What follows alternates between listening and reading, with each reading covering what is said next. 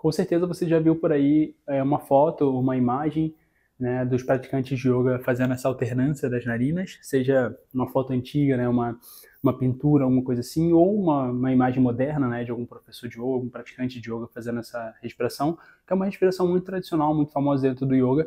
Ela pode ser conhecida por vários nomes, mas um deles é Nadi Shodhana, né? Nadi significa, são os canais de energia, as nadis, né? Então a gente vai aprofundar um pouco mais isso dentro da anatomia sutil do yoga. E Shodhana significa purificação. Então a ideia do Nadi Shodhana seria a purificação desses canais de energia. E como que isso acontece através da respiração, eu vou falar com vocês aqui um pouquinho mais à frente. Mas a ideia desse vídeo aqui de hoje é a gente aprofundar um pouco mais, entender por que eles faziam isso, né? Qual a ideia por trás disso tudo aqui, dentro da prática antiga do yoga, né? Dessa escola que vem sendo construída há muitos, muitos anos. E a outra visão vou separar o vídeo em duas partes. A segunda parte a gente vai falar um pouquinho mais por que o que a ciência, a neurociência fala sobre isso hoje em dia, né? A ciência ela tem uma explicação, esse exercício ela funciona na visão da ciência, ela tem um objetivo, ela tem um resultado bacana, e eu vou mostrar isso para vocês também, não como certo e errado, tá? Eu acho que a gente tem que transcender e ir além dessa ideia do que é certo, do que é errado. Esse exercício só pode ser dessa forma, dessa maneira. Eu acho que os dois eles funcionam e eles atuam em níveis diferentes, né? Vamos dizer assim, em percepções e âmbitos diferentes. E os dois têm uma funcionalidade específica para cada tipo de pessoa, para cada momento da vida das pessoas. Então, a ideia aqui é mostrar para vocês esses dois lados que eu gosto muito de unir: tradição, ciência, espiritualidade, ciência. Então, eu acho que os dois falam da mesma coisa de maneira diferente, por caminhos, olhares diferentes, linguagens diferentes, né? Então, vamos lá, a gente vai começar agora a entender, eu vou explicar para vocês brevemente por que os yogis faziam isso. Para isso a gente vai ter que ir lá na anatomia sutil do yoga, entender um pouco mais como que o yoga ele via o nosso corpo. Primeiro, a gente precisa entender que os yogis eles não viam o nosso corpo como isso, né, como matéria, só matéria, né? Então existia sim o corpo de matéria. Então eles dividiam eles diziam que cada um de nós tinham 5 corpos, né? Cada pessoa tinha 5 corpos. E existia esse corpo mais denso, mais material, né? Que eles chamavam até de corpo de comida. Por quê? Porque esse corpo de comida, esse corpo aqui ele é feito exatamente de comida. Para poder ele sobreviver, eu tenho que comer alguma coisa e, de certa forma, o que eu como se torna o que eu sou, né? Essa ideia de você é o que você come é muito real, porque os nutrientes do que eu comi vão para o meu corpo e vão fazer manutenção do meu corpo. Então eu vou me tornando aquilo que eu comi. Então eles já falavam isso há milhares de anos atrás, né, dos koshas, né, dos corpos. E aí o primeiro corpo é esse corpo de carne. E logo depois, a gente vamos tendo que estudar, não vou aprofundar nesse vídeo sobre esse tema, se vocês tiverem interesse eu posso aprofundar em um outro vídeo, mas então, com o tempo, o que eles vão, com os outros corpos, eles vão trazendo percepções diferentes. Então esse corpo aqui, esse kosha de carne, né, do que eu faço, né, do que eu como, ele vai me trazer percepções de um certo nível, né, material. E existem outros corpos, como o corpo mental, o corpo de energia, né? E o corpo mais sutil, o corpo de bem-aventurança, enfim. E aí, o que é importante é que depois desse corpo, né? Desse corpo aqui mais físico, material, para eles existe um corpo sutil, de energia sutil, que eles chamavam de prana, né? Esse prana era a energia da vida. Então, eles falavam que o prana, ele na verdade era uma energia que permeia tudo, que permite com que as coisas se sustentem, que a vida exista. Então é como se fosse assim, eles diziam que, por exemplo, a nossa principal aquisição do prana era pela respiração. Então, quando eu respiro, eu não estou trazendo só o ar para dentro do meu corpo. Dentro dessa visão energética, na inspiração eu tô, vamos dizer assim, alimentando esse meu corpo, eu tô trazendo junto para esse meu corpo energético. Então é como se tivesse, vou deixar uma imagem aqui em algum lugar para mostrar para vocês, é como se tivesse o meu corpo aqui, físico, mas eu também tivesse uma percepção sutil, energética, uma percepção mental e outras percepções mais aprofundadas, né? Então, entendendo esse corpo, a gente começa a entender um pouco mais, né? Por que essas respirações, por que esses exercícios no yoga? Então, existia esse corpo sutil de energia, né? De prana, e eles queriam que a ideia era que esse corpo ele possuía, assim como o nosso corpo físico possui os vasos, né, sanguíneos aqui e tudo mais, artérias, nesse corpo sutil também existiam canais que eles chamavam de nadis, né? Essas nadis, elas se espalhavam por todo o nosso corpo, são milhares e milhares de nadis, e existem muitos pontos energéticos específicos que, vamos dizer, acumulam um pouco mais de energia ali, né, em algumas nadis específicas. Só que existiam, vou deixar também uma imagem aqui para tentar elucidar bastante isso que eu estou falando. Só que existiam 3 nadis principais, né? E esse aqui é um ponto interessante, porque é a partir daí que a gente entende por que essa respiração. Então, as 3 nadis principais, né, além dessas milhares que existiam pelo corpo, era Ida Nadi, né, ou seja, a nadi chamada Ida, que ficava no lado esquerdo, mais para o lado esquerdo do nosso corpo, então ela está mais associada à narina esquerda, né? Então eles diziam, vou tentar deixar um exemplo aqui, é como se ela passasse pelo nosso lado esquerdo do corpo, então ela é associada a esse aspecto da narina esquerda. E ela está relacionada também com um aspecto simbólico, né? Então, vamos dizer assim, um aspecto de manifestação dessa energia. Essa energia, tem um aspecto um pouco mais feminino, de introspecção, de relaxamento, né? Então, é um aspecto, vamos dizer assim, está relacionado ao símbolo da lua. Por quê? Porque é um símbolo de reclusão, de calma, de percepção, de acolhimento, né? E aí, do outro lado, existia a Pingala Nadi, né? Do lado direito. E esse lado direito, ele já está relacionado ao contrário. É um aspecto de extroversão, de movimento masculino, sol, né? Então, acordei de manhã, vou trabalhar e vou ganhar vida e tudo mais. Então, está relacionado um pouco mais essa energia, né? Esse símbolo do movimento, do masculino. Então, essas são dois, você vê que são 2 polos, né? Então, é mais ou menos como você vê lá na medicina chinesa também, né? O Yin Yang, né? Na cultura védica, Shiva e Shakti, né? Então, existe sempre essa que a gente olha como 2, mas que na verdade é a mesma coisa ali, balanceando, né? Criando um equilíbrio ali. Então, existiam esses 2 canais e o canal principal, né? Que é o canal que ficava no centro do corpo, que era chamado de Sushumna. Esse canal principal, ele era por onde, segundo a tradição, ascenderia Kundalini, que seria essa energia da consciência, o despertar da consciência e tudo mais. Inclusive, existem escolas no yoga focadas no trabalho especificamente dessa ascensão, dessa energia por Kundalini, né? Por Sushumna ali da Kundalini. Então, qual era o objetivo desse equilíbrio das 2 nadis, né? Era poder ter esse equilíbrio entre Ida e Pingala para poder eu conseguir trabalhar essa energia de Sushumna, essa energia central. Então, daí a gente já entende um pouco mais. Se a narina esquerda está relacionada com Ida e se a narina direita está relacionada com Pingala, e se o processo ali da respiração, né, para os yogis não era simplesmente o oxigênio que entra e sai do corpo, então era prana, né, era uma principal fonte de aquisição desse prana. Então, no momento em que eu faço esse exercício,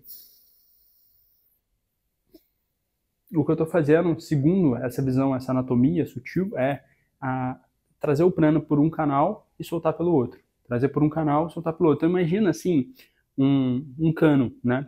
Imagina que esse cano ele pode estar obstruído, ele pode estar em algum nível dele com dificuldade de passar uma água, por exemplo.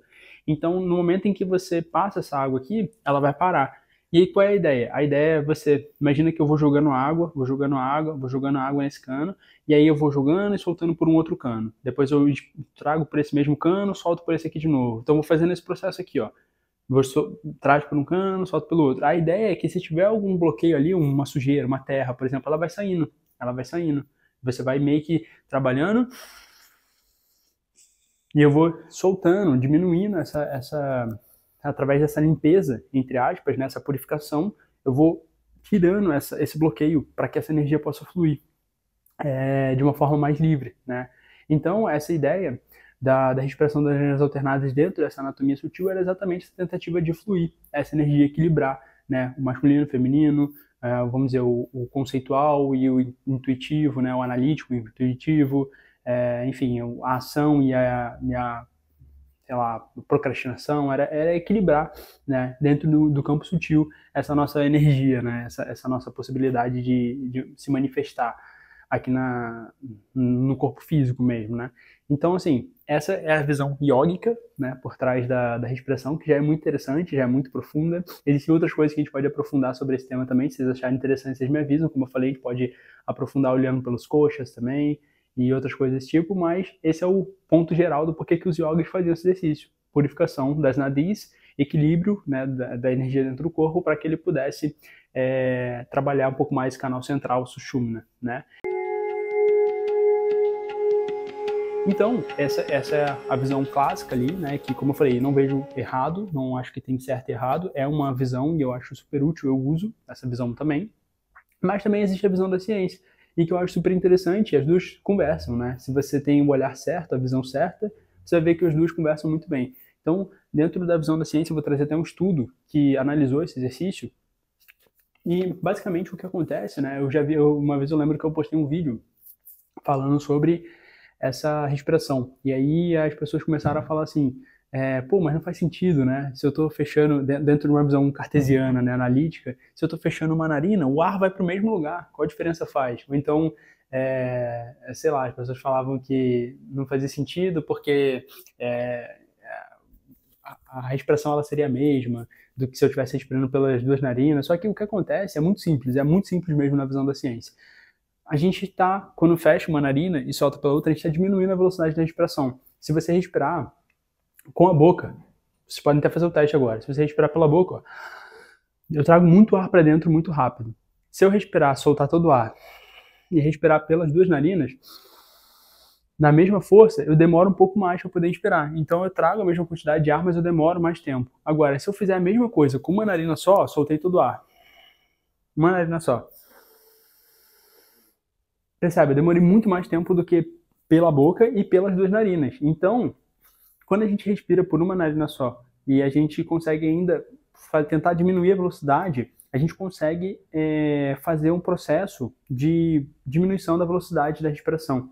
E esse processo de diminuição da velocidade da respiração vai ser uma forma de você mandar uma mensagem para o seu cérebro, né, fazendo uma maior ativação parasimpática. Então, o nosso sistema nervoso autônomo, né, que é o sistema que regula principalmente duas funções, que é a função de descanso, digestão e luta ou fuga, né? Vou tentar deixar um esqueminha aqui para mostrar para vocês. Ele está muito conectado intimamente com a nossa respiração. Então, o que a gente sabe é que se você faz, por exemplo, num momento de estresse, se você está num momento de pânico mesmo, por exemplo, sei lá, bati o carro, sofri um acidente, ouvi um barulho de um tiro, alguma coisa assim que bote em risco a nossa vida, como é que a gente vai respirar, né? A gente vai respirar... Tipo, isso é o nosso corpo tendo reações para poder fugir, para poder lidar com aquilo e poder sobreviver. Ele quer que seu corpo tenha, vamos dizer assim, respostas imediatas e rápidas. Então, ele precisa levar seu corpo para um extremo. E esse extremo a gente chama de um estado de alerta, de luta ou fuga. Ou você luta e sobrevive, ou você foge, corre muito e sobrevive. Você não tem meio termo ali. Só que existe um outro oposto, né? E aí um ponto interessante é que esses dois opostos eles conversam exatamente com o que a fisiologia ali, a fisionomia sutil do yoga trazia, né? A anatomia sutil do yoga trazia Ida Nadi, do lado esquerdo, relaxamento, descanso e tudo mais, e Pingala Nadi, do lado direito, que era luta, movimento, vida, trabalho. Então, é a mesma coisa. Você vê que a ciência fala, como eu falei, se você tem a mente certa, você vê que existem paralelos, né? Linguagens diferentes para falar da mesma coisa. Então, existe o luta ou fuga, né? Que é esse momento que a gente respira. E existe o descanso, o lado de descanso ou digestão, que é o momento em que a gente respira bem devagar. Então, imagina que vocês, domingo ali, almoçaram com a família e tal, vocês deitam no sofá para ver uma TV. Vocês não vão respirar. Você não vai ficar fazendo assim. Você vai respirar.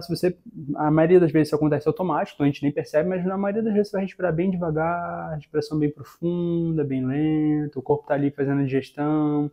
Então o seu corpo está tranquilo. E quando a gente faz esse movimento aqui, na visão da ciência, o que a gente está fazendo é replicar esse processo. Eu estou fazendo a respiração muito lenta, por uma narina só, solto pela outra, e aí eu repito. Solto pela outra e assim vai. E quando eu estou fazendo esse processo, o que está acontecendo é que eu estou mandando essa mensagem para o meu cérebro dizendo, olha, a gente não está em um momento de perigo, a gente não precisa respirar rápido agora, não precisa aumentar a frequência cardíaca, não precisa ficar estressado porque tá tudo bem, a gente está tranquilo. A nossa respiração está mandando essa mensagem para o nosso cérebro e a gente vai para esse lado do sistema nervoso parasimpático, que é de descanso e de gestão ali, né? Então, assim, dentro da visão da anatomia sutil do yoga ou dentro da visão da neurociência, o exercício ele funciona, ele é útil, muito importante, né? Então, se você usa ele por um lado, por uma visão, né, pela visão dos yogis ali, na tentativa de equilibrar o prana, equilibrar a energia sutil, você vai ver que vai funcionar, vai ser útil, ele é útil há milhares de anos. E se você usar na visão para você se concentrar, para você relaxar, para você poder, enfim, pegar no sono, qualquer coisa assim, se você for uma pessoa mais cética, vai funcionar também, né? E eu acho isso muito bacana, por isso que eu falei que eu gosto de olhar para os dois lados, por quê? Porque às vezes chega uma pessoa aqui para fazer uma aula, um aluno meu, e ele é uma pessoa totalmente cética, né? Não acredita em nada. Eu tenho um aluno meu aqui que é, por exemplo, professor de física, né? Ateu e tudo mais. Então, se eu virar para ele e falar, poxa, vamos equilibrar as nadis, né? Vamos tentar equilibrar o prana.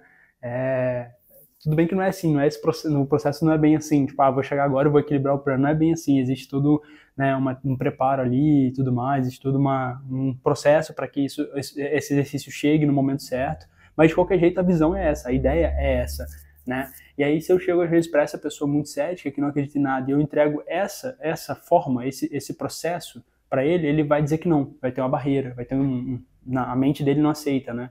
Ele ainda não viveu aquilo não faz sentido para ele. Agora, se eu chego e entrego uma coisa mais lógica, mais conceitual, mais analítica, às vezes é o que ele precisa e vai funcionar para ele, vai ajudar ele da mesma forma. Então, a mensagem que eu deixo nesse vídeo é, independente da sua visão, utilize essas ferramentas para você ter uma vida mais leve, para você conseguir encontrar mais clareza, para você seguir o seu propósito com mais paz, né?